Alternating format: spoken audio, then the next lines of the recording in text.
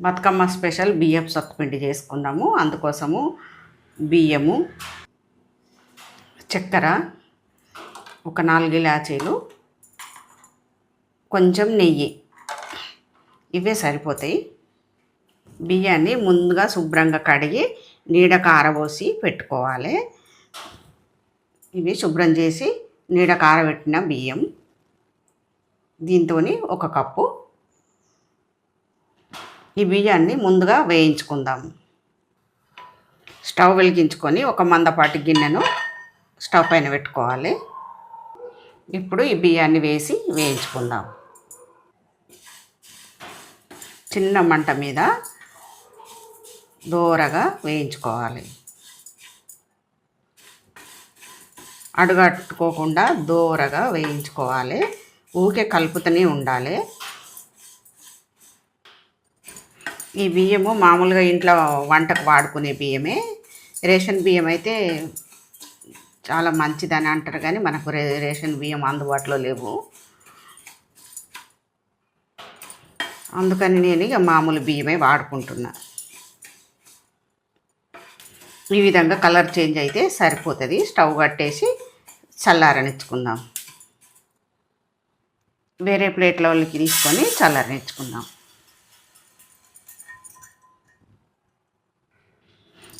బియ్యం చల్లారేలోపు ఈ పంచదారను పొడి చేసుకుందాం. ఈ బెల్లం కూడా వేసుకోవచ్చు, కానీ బియ్యపు సత్తులో పంచదారనే రుచిగా ఉంటుంది.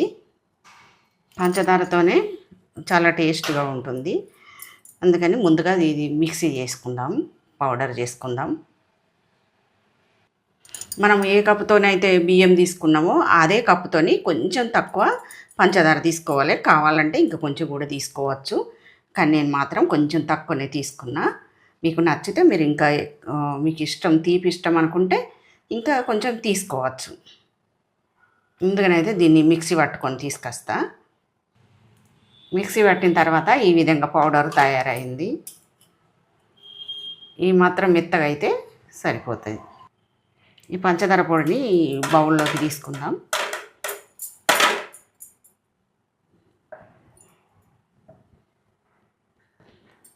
ఇప్పుడు ఈ పంచదార పొడిని పక్కన పెట్టేసుకుందాం.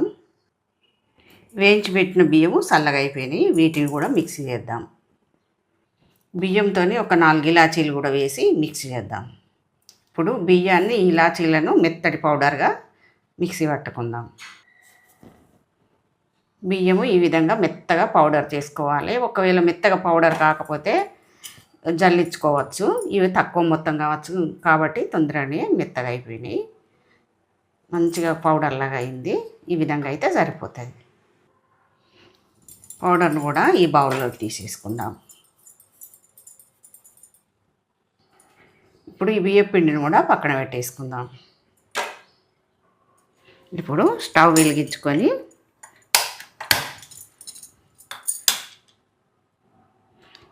స్టవ్ పైన ఈ ప్యాన్ పెట్టుకోవాలి. కొంచెం నెయ్యి కరిగించుకోవడానికి పెట్టుకోవాలి. కరిగిన నెయ్యి ఉంటే వేసి కలుపుకోవచ్చు. ఇప్పుడు నెయ్యి వేసేసుకుందాం. నెయ్యితోనే ఈ సత్తుపిండి మంచి టేస్ట్ వస్తుంది. ఇప్పుడు నెయ్యి కరిగిపోయింది. స్టవ్ కట్టేసుకుందాము. ఇప్పుడు ఇందులో బియ్యం పిండి వేసేద్దాం. ఇప్పుడు ఈ పంచదార పొడిని వేసేద్దాం. పంచదార పొడి, బియ్యం పొడి అన్నీ మంచిగా నెయ్యిలో కలిసేటట్టు కలుపుకోవాలి.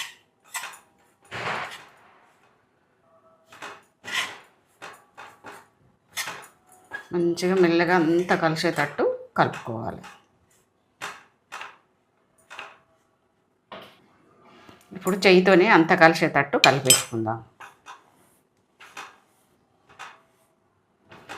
ఈ విధంగా నెయ్యి అంత మంచిగా కలిసేటట్టు కలుపుకోవాలి. నెయ్యి సరిపోతే ఇంకా కూడా కొంచెం వేసుకోవచ్చు.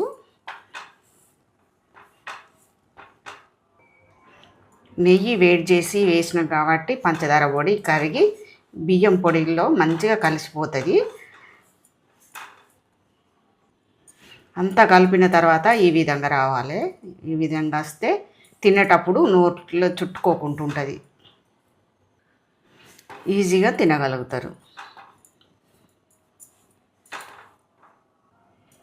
ఇప్పుడు బియ్యపు సత్తు రెడీ అయిపోయింది. పంచదార పొడితోని అంటే చక్కెర పొడితోని మన సత్తు పిండి రెడీ అయింది. వేరొక బౌల్లోకి తీసుకుందాం. ఇలాచి నెయ్యి ఫ్లేవర్తోని గుమగుమలాడుతుంది. సత్తుపిండి అంతా కలిపిన తర్వాత ఈ విధంగా రావాలి. బతుకమ్మ స్పెషల్ బియ్యపు సత్తు రెడీ అయింది. ఇది తెలంగాణ ప్రాంతంలో ఎక్కువ చేసుకుంటారు. బతుకమ్మ అంటేనే తెలంగాణలో ఎక్కువ చేసుకుంటారు. సత్తుపిండి తయారీ విధానం మీకు నచ్చింది అనుకుంటాను. నచ్చితే మాత్రం ఒక లైక్ ఇవ్వండి. ఎలా ఉందో ఒక కామెంట్ కూడా చేయండి.